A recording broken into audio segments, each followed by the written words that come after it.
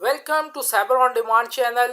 मैं हूं बारिक वजाहत और CCNA का आखिरी टॉपिक है नेटवर्क ऑटोमेशन।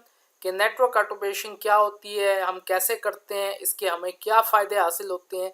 ये CCNA का आखिरी लेक्चर है। तमाम CCNA कंप्लीट CCNA के बारे में वीडियो जो है वो बना चुका हूँ। ये लास्ट टॉपिक कवर कर रहा हूँ, नेटवर्क ऑटोमेशन। चलते देखते हैं कि नेटवर्क ऑटोमेशन क्या होता है, ऑटोमेशन का ओवरव्यू। ऑटोमेशंस में जो है कुछ बेनिफिट्स हैं, कुछ फ़ायदे हैं। वो ये हैं कि जो मशीन्स होती हैं वो 24 आवर डे विदाउट ब्रेक किए काम करती हैं और ग्रेटर आउटपुट शो करती हैं। मशीन्स हमें मोर यूनिफाइम प्रोडक्ट प्रोवाइड करती हैं और इंसान जिसको एक लार्ज वॉल्यूम डाटा है उसको वो प्रोसेस करना, उसको अंडरस्टैंड करना, एनालिटिक करना मुश्किल होता है। तो मशीन और ये ऑटोमेशन हमारे लिए ये काम आसान बना देती है कि एक लार्ज अमाउंट ऑफ डाटा जो है उसको जल्दी के साथ एनालाइज करके और हमें उसको आसानी के साथ अंडरस्टैंड करने में करने में हेल्प करती है। मिसाल के तौर पे रोबोट्स जो हैं वो डेंजरस कंडीशंस में यूज़ होते हैं, mining, fire fighting and clean up industrial accident. This reduce the risk to humans. Under certain circumstances smart device can alter their behaviour to reduce energy usages. कि जितनी भी smart devices होती हैं वो energy को इस्तेमाल जो है वो कम करती हैं, मेडिकल डायग्नोस्टिक के अंदर यूज़ हो रही हैं और ऑटोमोबाइल की ड्राइविंग सेफ्टी के अंदर जो है वो इस्तेमाल हो रही हैं और उनका इस्तेमाल किया जा रहा है। बहुत सारी हमारी जो डिवाइसेस होती हैं वो स्मार्ट टेक्नोलॉजी को ले रही हैं और उसके ऊपर ऑपरेट कर रही हैं और उसको हम स्मार्ट अप्लायंस कहते हैं। और वो पावर की कंजप्शन को लो करती हैं पीक डिमांड के ऊपर और ज़्यादा से ज़्यादा कम्प्लेक्स के अंदर सेल्फ ड्राइविंग कार भी बनाई जा रही है ताकि वो बाहर की साइड से अपने एटमॉस्फेयर से इंफॉर्मेशन ले और उसको अंडरस्टैंड करे और उसके ऊपर एक्ट करे दूसरी दुनिया के साथ और दुनिया के साथ। इस ये इंडिकेट्स करता है कि devices has the ability to alter its behaviour depending on its environment. के जिस तरह की बाहर की एनवायरनमेंट है उसके मुताबिक वो डिवाइस अपने बिहेवियर को चेंज कर लेती है, थिंक कर लेती है। और ये सारी चीज़ें हम प्रोग्रामिंग के थ्रू नेटवर्क ऑटोमेशन टूल के ज़रिए से इसको अचीव कर सकते हैं। अब कौन कौन से डाटा फॉर्मेट हम यूज़ कर सकते हैं नेटवर्क ऑटोमेशंस के अंदर। HTML लैंग्वेज वेब की एक लैंग्वेज होती है, मार्कअप लैंग्वेज होती है। इसी तरीके से कुछ डाटा फॉर्मेट की लैंग्वेजेस हैं ऑटोमेशन के लिए और प्रोग्रामिंग करने के लिए, जिसको जावा स्क्रिप्ट ऑब्जेक्ट नोटेशन कहते हैं। एक्सएमएल एक पूरी लैंग्वेज है, एक्सटेंजिबल मार्कअप लैंग्वेज है और YAML एंड मार्कअप लैंग्वेज है। अब ऑटोमेशन के लिए हमें इन लैंग्वेज को सीखना होगा, तभी हम अपनी डिवाइसेस को, नेटवर्क डिवाइसेस को, राउटर को, स्विचेस को, फायरवॉल को, इंट्रूजन डिटेक्शन सिस्टम को, इंट्रूजन प्रिवेंशन सिस्टम को और जितनी डिवाइसेस हैं उनको ऑटोमेट कर सकते हैं और उनके ज़रिए से ज़्यादा अच्छी नेटवर्क के थ्रू आउटपुट ली जा सकती है। अब डाटा के फॉर्मेट्स के कुछ रूल्स होते हैं और उनका कुछ स्ट्रक्चर्स होता है। जैसे कि प्रोग्रामिंग लैंग्वेज में, अगर आपने किसी प्रोग्रामिंग लैंग्वेज में काम किया हो तो उसके अंदर भी हमें उस हर प्रोग्रामिंग लैंग्वेज के रूल्स फॉलो करने पड़ते हैं। सी के अपने हैं, C++ के अपने हैं, जावा के अपने हैं, AS.NET के अपने हैं। इस तरह जितनी भी लैंग्वेजेस हैं उनके रूल्स हमें फॉलो करना पड़ता है। उसमें कहीं ब्रैकेट्स का इस्तेमाल है, कहीं सेमी कॉलन है। अगर हम उन रूल को फॉलो नहीं करेंगे तो वो एरर आ जाएगा और जब तक हम उस एरर को रिजॉल्व नहीं करेंगे, उस बग को रिमूव नहीं करेंगे, उस वक्त तक वो सॉफ्टवेयर सही काम नहीं करता। और ये जो ऑब्जेक्ट्स होते हैं लैंग्वेज के अंदर, ये करैक्टर के अंदर, स्ट्रिंग, लिस्ट और एरे के अंदर होता है। इसके अंदर दो चीज़ें होती हैं, एक की होता है, एक उसकी वैल्यूज़ होती हैं। दोनों को आपस में पेयर किया जाता है। जैसे मैसेज है, इसकी वैल्यू जो है वो सक्सेस है। टाइम स्टैम्प है, की है, उसकी वैल्यू है। इसका पोजीशन है, उसकी वैल्यू है लैटिट्यूड, लॉन्गिट्यूड। और उसको इन्वर्टेड कोमा के अंदर, ब्रैकेट्स के अंदर हम प्रॉपर तरीके से एक प्रॉपर फॉर्मेट के अंदर प्रॉपर रूल को फॉलो करते हुए रिप्रेजेंट करते हैं। अब मुख्तलिफ लैंग्वेज है, जावा जैसन फॉर्मेट है, YAML फॉर्मेट है, XML फॉर्मेट, जो अभी थोड़ी देर पहले हमने बताया था कि इन लैंग्वेज को सीख के आप ऑटोमेशन कर सकते हैं। तो आप देखें, मैसेज है, इन्वर्टेड कोमा के अंदर आपने सक्सेस लिखना है। ये कीज़ होगी और सक्सेस उसकी वैल्यू होगी। इसी तरह टाइम स्टैम्प है, उसकी आगे वैल्यू।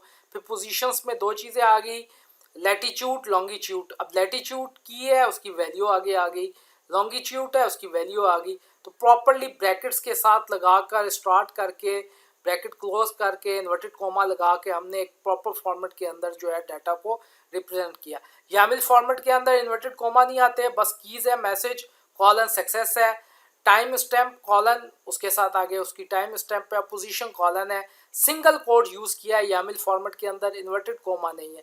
यानी जिस लैंग्वेज को हम अडॉप्ट करेंगे, यूज़ करेंगे, उसके स्पेसिफिक फॉर्मेट को हमें फॉलो करना पड़ेगा, अपनाना पड़ेगा। इस तरह एक्सएमएल है, एक्सएमएल जस्ट लाइक एचटीएमएल होती है लैंग्वेज, जिस तरह हम एचटीएमएल के अंदर टैग यूज़ करते हैं, इसी तरह एक्सटेंजिबल मार्कअप लैंग्वेज के अंदर हम अपने डाटा को फॉर्मेट करने के लिए टैग यूज़ करते हैं। तो एक्सएमएल वर्जन आ गया, कौन सा यूज़ करते हैं, रूट है, मैसेज हमने टैग में यूज़ कर लिया, बीच में उसकी वैल्यू सक्सेस और फॉरवर्ड स्लैश मैसेज उस टैग को क्लोज कर दिया, जिस तरह HTML में करते हैं। टाइम स्टैम्प है, फिर स्लैश टाइम स्टैम्प है, पोजीशंस है, लैटिट्यूड लॉन्गिट्यूड, यानी टैग के अंदर प्रॉपर एक फॉर्मेट के अंदर अपने डाटा को रिप्रेजेंट कर रहे हैं। तो लाजमी बात है, अगर हमने ऑटोमेशन करनी है तो ये लैंग्वेज या तो जैसन फॉर्मेट सीखेंगे, यामल फॉर्मेट या एक्सएमएल फॉर्मेट, ये लैंग्वेज हमें सीखनी पड़ेगी प्रॉपर तरीके से, ताकि हम रिप्रेजेंट कर सकें। JSON is a human readable data format used by application for storing, transferring and reading data. JSON is very popular format used by web services. बहुत ही जावास्क्रिप्ट जो ऑब्जेक्ट नोटेशन है बहुत मशहूर है, वेब सर्विसेज उनको यूज़ करती हैं, एपीआईज उसमें से डाटा को एक्सट्रैक्ट करती हैं, आसानी के साथ पार्स हो जाता है, रीड कर सकते हैं और आसानी के साथ। जो मशहूर प्रोग्रामिंग लैंग्वेज है पाइथन, उसके अंदर इसको हम इसके साथ इसकी वैल्यूज़ को एक्सेस कर सकते हैं। अब देखें, राउटर की इंटरफेस होती है गीगाबिट 0/0। ये इंटरफेस का नाम आ गया, उसका लेबल आ गया, is up, line protocol is up. Cisco के राउटर्स के अंदर ये इंपॉर्टेंट है। और बाज़ दफ़ा हमें मैनेज करने हो राउटर तो जाके कमांड हमें देनी पड़ती है, तब हमें वो ये interface show interface gigabit Ethernet 0/0 या शो आईपी इंटरफेसेस, तब हमें उसका स्टेटस बताता है, उसका डिस्क्रिप्शन है और उसके बाद उसका आईपी एड्रेस बताता है। अब इस डाटा को जो इंटरफेस राउटर की इंटरफेस का डाटा है, हम अब जैसम फॉर्मेट के अंदर किस तरह रिप्रेजेंट करेंगे कि इंटरफेस आ गई इन्वर्टेड कोमा के अंदर, नाम ये की है, उसकी वैल्यू आ गई गीगाबिट ईथरनेट 0/0/0 और इन्वर्टेड कोमा के अंदर क्लोज कर दिया। डिस्क्रिप्शन कीज इन्वर्टेड कोमा के अंदर, फिर कॉलन इन्वर्टेड कोमा के अंदर वाइड एरिया नेटवर्क, फिर इन्वर्टेड कोमा के अंदर अनेबल ट्रू, अगर फॉल्स होगा तो इसका मतलब है इंटरफेस डाउन है। फिर उसका आईपी वर्जन 4 और आईपी वर्जन 6 भी हो सकता है। आईपी वर्जन 4 एड्रेस और आईपी की है, उसका आईपी एड्रेस, नेट मास्क उसका सबनेट मास्क है, उसका सबनेट मास्क दे दिया। तो इस तरीके से राउटर की एक इंटरफेस की स्टेटस को हम जैसन के अंदर इस तरीके से रिप्रेजेंट करते हैं। ये आसानी के साथ रीड भी हो सकता है, पार्ट्स भी हो सकता है और ये सारी चीज़ें इस फॉर्मेट के अंदर हम दिए जा सकते हैं। तो अगर हम जैसन को यूज़ करेंगे तो लाजमी बात है हम ब्रैकेट्स का इस्तेमाल करेंगे एरे के लिए, कर्ली ब्रैकेट यूज़ करेंगे और सेंटेक्स को फॉलो करना पड़ेगा प्रॉपर तरीके से, कोटेशन मार्क यूज़ करेंगे, कॉलन यूज़ करेंगे। ये हमें रूल्स को जो है वो प्रॉपर तरीके से जो उसके रूल्स है जो उनको फॉलो करना पड़ेगा और उनकी एरे की टाइप्स को स्ट्रिंग, नंबर, बुलियन, ऑब्जेक्ट और अदर एरे, उन सब को प्रॉपर तरीके से उस तरीके से करना पड़ेगा फॉर्मेट। जैसन का आप देखें एक और है आईपी एड्रेसेस है और हमने उसको अब जैसन फॉर्मेट के अंदर लिखना है तो इन्वर्टेड कोमा के अंदर एड्रेस आ गया, उसके बाद कॉलन ब्रैकेट स्टार्ट और फिर सेमी ब्रैकेट स्टार्ट, आईपी की आ गई इन्वर्टेड कोमा के अंदर, कॉलन इन्वर्टेड कोमा के अंदर उसका आईपी, नेट मास्क उसका सबनेट मास्क। इसी तरीके से तमाम आईपी एड्रेस को हमने जैसन फॉर्मेट के अंदर रिप्रेजेंट कर लिया प्रॉपर तरीके से। आगे है YAML data format. IO's output in JSON is to be left the same data as YAML format is below. It easier to read. Similar to JSON, a YAML object is one or more key value pair. Key value pair are separated by colon without the use of quotation mark. YAML में हम quotation mark use नहीं करेंगे। Left side के ऊपर JSON है और right side पे नीचे की साइड पे YAML है। बस ये फ़र्क है कि इसके अंदर कोटेशन मार्क्स इन्वर्टेड कोमास नहीं यूज़ होंगे। जिस तरह आप देख लें, नेम है बगैर किसी कोमे के, colon gigabit Ethernet 2, description enable true, IP version 4 address, तमाम जो आईपी एड्रेस असाइन है और उसको सबनेट मास्क दे दिया गया। आगे जो तीसरी लैंग्वेज है उसको कहते हैं एक्सटेंजिबल मार्कअप लैंग्वेज ये HTML की तरह टैग्स होते हैं इसके अंदर, और हम अब उसके अंदर जो वैल्यूज जितनी भी होंगी, जितना भी हम स्ट्रक्चर फॉर्मेट होगा वो टैग के उसके सूरत में होगा। जैसा नेम का टैग स्टार्ट हुआ HTML का जैसे स्टार्ट होता था और फॉरवर्ड स्लैश से वो टैग बंद होता था, H1 H2 हेडर तमाम टैग्स यूज़ होते थे, फ्रेम के टैग। तो वो टैग शुरू होते हैं नाम से और फॉरवर्ड स्लैश से वो टैग क्लोज होते हैं। Name gigabit ethernet two forward slash name tag close. Description enable true, उसकी वैल्यू फॉरवर्ड स्लैश अनेबल वो ख़त्म। इसी तरह एड्रेस IP टैग के अंदर उसकी value 172.16.0.2 slash IP tag close. Netmasks इस तरह टैग के अंदर हम एक्सटेंजिबल मार्कअप लैंग्वेज के अंदर अपने डाटा फॉर्मेट्स को रीड करेंगे ताकि वो आसानी के साथ रीड हो जाए। अब आगे चलते हैं जी। API एप्लीकेशन प्रोग्रामिंग इंटरफेस, ये एक इंटरफेस है जो आपको जो कस्टमर्स हैं, इसको आप ऐसा समझ लें कि एक कस्टमर है, वेटर उनके पास आता है और पीछे किचन है। अब कस्टमर वेटर को ऑर्डर देता है और वेटर जो है वो किचन से फूड लाकर कस्टमर को सर्व कर देता है। तो इस मिसाल में अंदर वेटर जो है वो API है, application programming interface. Customer directly kitchen में नहीं जाता और ना वहाँ ऑर्डर करता है बल्कि वेटर के ज़रिए करता है। इसी तरीके से हम डिफरेंट APIs यूज़ करती हैं एप्लीकेशन प्रोग्रामिंग इंटरफेस। तो API डाटाबेस से रिकॉर्ड को फैच करके लेकर आता है और आगे सॉफ्टवेयर में या वेब के सूरत में उसको रिप्रेजेंट करता है। एग्जाम्पल लेते हैं API की कि हमारी एक एयरलाइन की वेबसाइट है, उनके पीछे डाटाबेस है। हम उसके अंदर तमाम डेट्स वगैरह देते हैं, डिपार्चर डेट, रिटर्न डेट और सिटीज़ देते हैं और डेस्टिनेशन सिटी, तो वो हमें ला के दिखा देता है, उसकी प्राइस बता देता है, कॉस्ट बता देता है, टाइम बता देता है, एयरलाइन का नेम वगैरह। ये डायरेक्ट डेटाबेस से उठा के लिया। अब यही API अगर हमें मुख्तलिफ साइट पे यूज़ करें हम API को, तो वो मुख्तलिफ एयरलाइंस की API को यूज़ करते हुए हम मुख्तलिफ डाटा मुख्तलिफ एयरलाइन का हम सिंगल जगह के ऊपर लाकर रिप्रेजेंट कर सकते हैं। उसके कस्टमर को डिसीजन लेने के अंदर आसानी होगी कि किस एयरलाइन का किस टाइम के ऊपर और किस डेट के ऊपर सस्ता टिकट है, ताकि वो वहाँ से सस्ता टिकट परचेज कर सके। तो वो API हम तमाम की ले लेंगे, तमाम एयरलाइंस की एप्लीकेशन प्रोग्रामिंग इंटरफेस, और उसको यूज़ करते हुए वो डाटा जाएगा और फैच करके लेकर आएगा API हर एयरलाइन के डाटाबेस से, और सिंपल हमारे सामने एक इंटरफेस पे वो तमाम डाटा जो है वो शो हो जाएगा और उसे हमें डिसीजन लेना कस्टमर को आसान हो जाएगा। डिफरेंट टाइप की APIs होती हैं, ओपन APIs जिनको पब्लिक APIs भी कहा जाता है, इंटरनल और प्राइवेट APIs भी हैं, और पार्टनर APIs भी हैं। अब पब्लिक API क्या होती हैं? अवेलेबल होती हैं, हर बंदा विदाउट कोई रिस्ट्रिक्शन के उनको यूज़ कर सकता है और फ्री की देते हैं, टोकन देते हैं और उसको आप इस्तेमाल कर सकते हैं। जैसे शोडाउन है वो फ्री API देता है।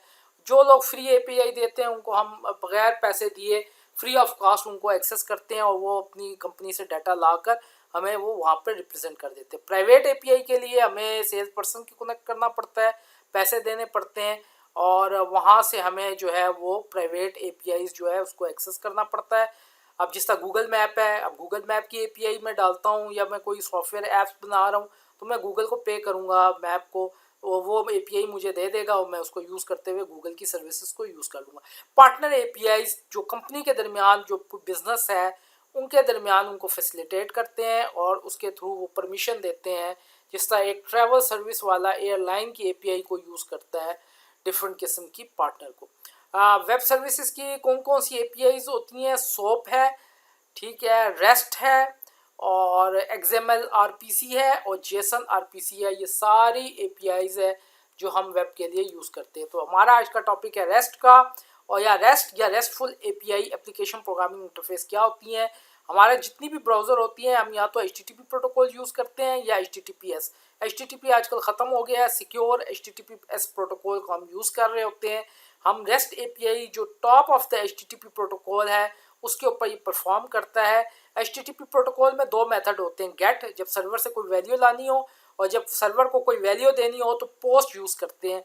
इसी तरह ये क्लाइंट सर्वर के साथ कम्युनिकेशंस होती हैं और स्टेटलेस है, कोई किसी किस्म का कोई डाटा स्टोर नहीं होता सर्वर में रिक्वेस्ट के दौरान, और कैशेबल है यानी हम कैशे कर लेते हैं ताकि हमारी परफॉर्मेंस इंक्रीज़ हो। पोस्ट का जो मेथड होता है वो क्रिएट करता है, गेट रीड करके लाता है, पुट और पैच अपडेट करता है और डिलीट जो है वो डिलीट कर रहा होता है। ये रेस्टफुल के तमाम ऑपरेशंस हैं डिफरेंट किस्म के। URN uniform resource name, URL हम सब वाकिफ़ हैं, यूनिफॉर्म रिसोर्स लोकेटर किसी भी वेबसाइट का एड्रेस https://www.example.com/authorbook.html और पेज 155 ये प्रोटोकॉल आ गया। https host name www.example.com, path और फाइल नेम authorbook.html और फ्रेगमेंट जो है वो पेज 15 को एक्सेस करके ला के दिखा देगा। तो ये जो वेबसाइट आ गई http://www.map.pi.com ये API सर्वर है। उसके आगे रिसोर्सेज हैं, फॉर्मेट है, उनकी कीज़ हैं, क्यूरी है, पैरामीटर्स हैं, ये सारे जा रहे होते हैं। जैसे एयरलाइन में है कि डिपार्चर डेट वगैरह सारे जा रहे होते हैं और उसके मुताबिक जो है डाटा को वहाँ से फेच करके लेकर आया जा सकता है। तो रेस्टफुल रिक्वेस्ट जो है API सर्वर्स को रिक्वेस्ट की जाती है। फॉर्मेट्स हैं, कीज़ हैं, पैरामीटर्स जा रहे होते हैं। नीचे एग्जांपल्स के अंदर बड़ा वाज़ेह है कि www.com API सर्वर है, आगे डायरेक्शन v2 राउट रिसोर्सेज हैं, फिर फॉर्मेट आ गया उसका कि जैसन यूज़ कर रहे हैं या XML या YAML, फिर आगे कीज़ आ गई और फिर पैरामीटर्स आ गए जो नेम्स हैं, सन, जोस, कंट्री या एयरलाइन है तो फिर डेट या डिपार्चर डेट और किस एयरपोर्ट से जाना है, सोर्स डेस्टिनेशन किस एयरपोर्ट की तरफ, ये सारी डेट जितनी है रिटर्न डेट ये सारी एज आ जाती है। अब रेस्टफुल रिक्वेस्ट जो है वो पब्लिक API रिक्वायर्ड की, वो की यूज़ करते हैं स्पेसिफिक एप्लीकेशन प्रोग्रामिंग इंटरफेस की, और थोड़ी देर पहले हम स्लाइड में देख चुके हैं कि वो फ्री ऑफ कॉस्ट भी हो सकती हैं और पैसों की भी हो सकती हैं और दो बिजनेस ने पार्टनर किया और पार्टनर की भी हो सकती हैं। Many website application uses API to access information and provide service for their customers और इनको वेब डेवलपर यूज़ कर रहा होता है। जैसा गूगल मैप है, अब मैं क्रीम है या इन ड्राइव है उसके लिए उसकी गूगल मैप की API परचेज करता हूँ, उनको पैसे देता हूँ, मुझे कीज़ दे देते हैं, उनको वेब डेवलपर इस्तेमाल करता है और इस तरह कोई भी प्रोग्रामिंग लैंग्वेज को वो यूज़ करता है, .NET, पाइथन और डिफरेंट प्रोग्रामिंग लैंग्वेज को यूज़ करके उसकी कन्फिगरेशंस वगैरह वो कर रहे थे। अब कॉन्फ़िगरेशन मैनेजमेंट के टूल क्या है? अगर हमारे एक ऑर्गेनाइजेशन में पहले जो ट्रेडिशनल होता था, राउटर्स को जाके हम मैनेज कर रहे होते थे, स्विचेस को मैनेज कर रहे होते थे, इंटरफेस को देख रहे होते थे, मॉनिटर कर रहे होते थे, और एक बड़े नेटवर्क जूँ हो जाए तो ये काम बहुत ही कम्प्लेक्स हो जाता था। उसके लिए हम simple network management protocol use करते थे, देखते थे कौन सी इंटरफेस अप है, डाउन है, SNMP हमें सारी इंफॉर्मेशन बता रहा होता था, फिर क्वालिटी ऑफ सर्विस भी मैनेज कर रहे हैं, एक्सेस लिस्ट भी, सारी चीज़ें। अब उस प्रॉब्लम को हल करने के लिए हमने ऑटोमेशन यूज़ किया। ऑटोमेशन के बहुत मशहूर है, रेस्ट यूज़ कर सकते हैं, Ansible, Puppet, Chef, Python, JSON, XML and much more, इन सारों को यूज़ करके अपने क्लाउड को वेब ऐप के थ्रू और सारे अपने इंफ्रास्ट्रक्चर को प्रॉपर तरीके से मैनेज कर सकते हैं। तो ये है मैनेजमेंट के टूल कॉन्फ़िगरेशन। इनके ऊपर तो पूरी वीडियो बन सकती है, कैसे इनको कॉन्फ़िगर करेंगे, कैसे इनको कॉन्फ़िगरेशन और एक्सेस करेंगे। अंसिबल है, पपेट लैब है, शेफ है, सॉल्ट स्टैक्स है, सारे ही एडवांस टूल्स है। और अंसिबल पाइथन और यामल को यूज़ करता है, शेफ रबी को, पपेट रबी एक प्रोग्रामिंग लैंग्वेज है, सॉल्ट स्टैक पाइथन को यूज़ करता है। और अंसिबल एजेंटलेस है, शेफ एजेंट बेस है, पपेट दोनों को सपोर्ट करता है और सॉल्ट स्टैक दोनों को सपोर्ट करता है। और डिवाइस को कैसे मैनेज होता है, Ansible any device can be controller, Chef master, Puppet master और सॉल्ट मास्टर। और टूल प्लेबुक है, शेफ में कुक बुक है, मैनिफेस्ट है और पिलर्स है। इस तरीके से हम अपनी ऑटोमेशन करते हैं। अब सिस्को हमें दो फैसिलिटीज़ दे रहा है, IBN एंड सिस्को DN। अब इसको भी अंडरस्टैंड करते हैं। IBN intent based networking overview, इसको भी हमें जानना चाहिए ये क्या चीज़ होता है। ये बिल्ट होता है सॉफ्टवेयर डिफाइंड नेटवर्किंग पे, हार्डवेयर सेंट्रिक है और मैनुअल अप्रोच है डिज़ाइनिंग की, ऑपरेटिंग नेटवर्क की, software centric and fully automated होता है। Fully business objective for network are expressed as intent, जो भी बिजनेस के ऑब्जेक्टिव होते हैं उसको वो एज ए इंटेंट लेता है।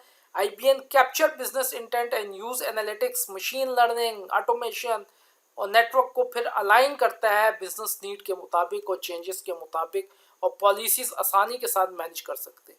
इसके तीन चीज़ें हैं। सबसे ऊपर ट्रांसलेशंस है, इसका फंक्शन होता है कि एडमिनिस्ट्रेटर को एक्सप्रेस करे कि क्या वो चाहता है, नेटवर्क से बेस्ट बिहेव क्या चाहता है, क्वालिटी ऑफ सर्विस है, वॉइस ओवर IP है, वॉइस ओवर IP के फ़ोन्स हैं, बहुत सारा इंफ्रास्ट्रक्चर है कॉम्प्लिकेटेड। नेटवर्क एडमिनिस्ट्रेटर क्या चाहता है।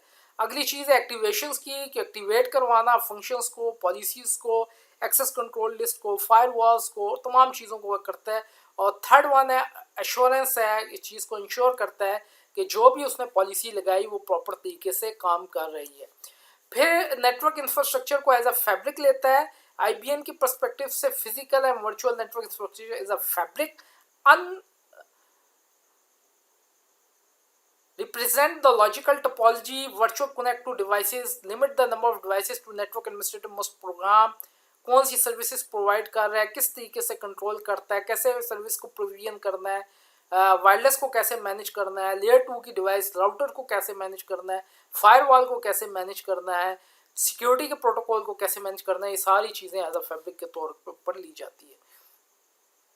अब नेटवर्क इंफ्रास्ट्रक्चर कंटिन्यू है और ये तमाम चीज़ें देख लें। अंडरलाइन कंट्रोल प्लेन है, लेयर 2 डिवाइसेस हैं, लेयर 3 राउटिंग डिवाइसेस हैं, इन सब को मैनेज कर रहा है। और ये जो आईबीएम का फैब्रिक होता है ये सिस्को डीएनए के ऊपर चल रहा होता है। डीएनए सिस्को ने अपना डीएनए इंफ्रास्ट्रक्चर लॉन्च किया हुआ है, उसके ऊपर चल रहा होता है और ये तमाम पॉलिसियाँ जो है वो प्रॉपर तरीके से मैनेज हो रही होती हैं।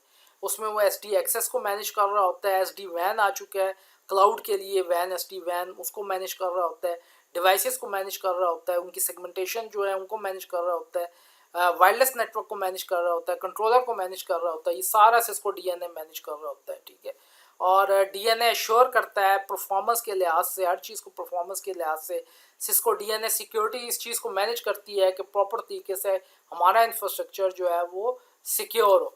सिस्को डीएनए सेंटर एक फाउंडेशनल कंट्रोलर है, एनालिटिक प्लेटफॉर्म है जो सिस्को डीएनए का, और ये इंटेंट है for multiple use cases, basic information capabilities है, फैब्रिक प्रोविजनिंग है, पॉलिसी बेस्ड सेगमेंटेशंस हैं, ये सारी चीज़ों को जो कम्प्लेक्स नेटवर्क है उनको मैनेज कर रहा होता है प्रॉपर तरीके से, और उसके कुछ स्टेप्स हैं असाइन करता है वो, फिजिकल भी और वर्चुअल भी, कैंपस भी, ब्रांचेस भी, वाइड एरिया नेटवर्क भी, क्लाउड भी, पॉलिसीज़ को मैनेज कर रहा होता है, क्या पॉलिसीज़ है बिजनेस की, ऑर्गेनाइजेशन की, कौन सी सर्विस को प्रोविजन करना है उसको मैनेज कर रहा होता है, कम्प्लेक्स इंश्योर कर रहा होता है कि ऑप्टिमल कंडीशन के साथ परफॉर्म करें नेटवर्क, प्लेटफॉर्म को, एपीआई को यूज़ करता है और एंड टू एंड सॉल्यूशंस जो है वो प्रोवाइड करता है।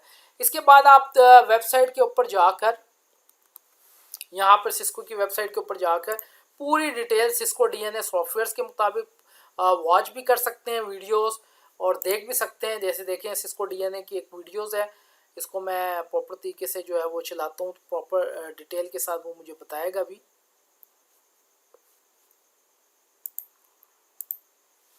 तो ये तकरीबन तमाम पूरी जो है वो कंप्लीट डिटेल मुझे बताएगा सॉफ्टवेयर सिस्को डीएनए के मुताबिक। और यहाँ पर ठीक है रीड एट अ ग्लांस भी है, मॉडल्स भी हैं, कॉस्ट देखें, यूज़ है, इनोवेशंस हैं सिस्को डीएनए के साथ, और सिस्को डिजिटल नेटवर्क आर्किटेक्चर्स इसको कहा जाता है।